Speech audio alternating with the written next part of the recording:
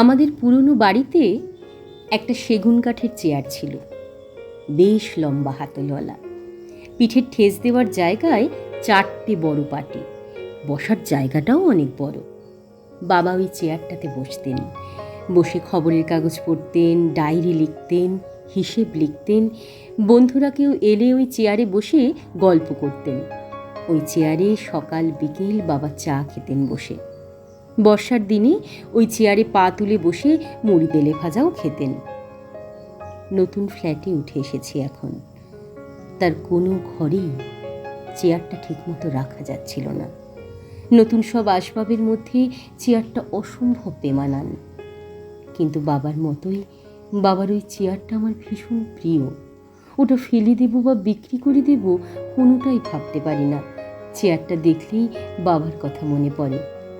বাবা চেয়ারটায় বসে মহাভারত পড়তেন, গীতা পড়তেন, রবীন্দ্রনাথ পড়তেন।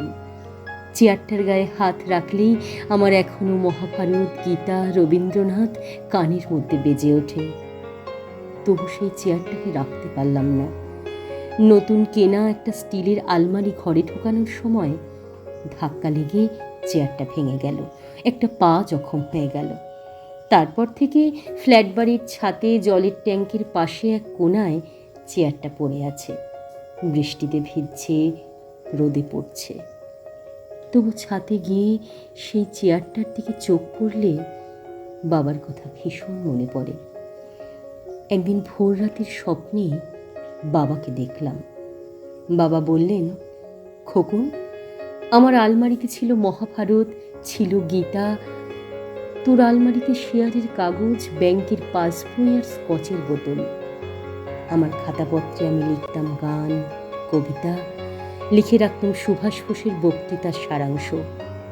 তুই তোর নোটবুক, ডায়েরিতে কেবল টাকার হিসেব রাখিস। খোকন, আমার চেয়ারটায় বসে আমি মাস্টারদার কথা, ঋষি অরবিন্দের কথা, শ্রীরামকৃষ্ণের কথা ভাবতাম। আর ওই চেয়ারে বসে তুই এখন গল্প করিস নোংরা রাজনীতির।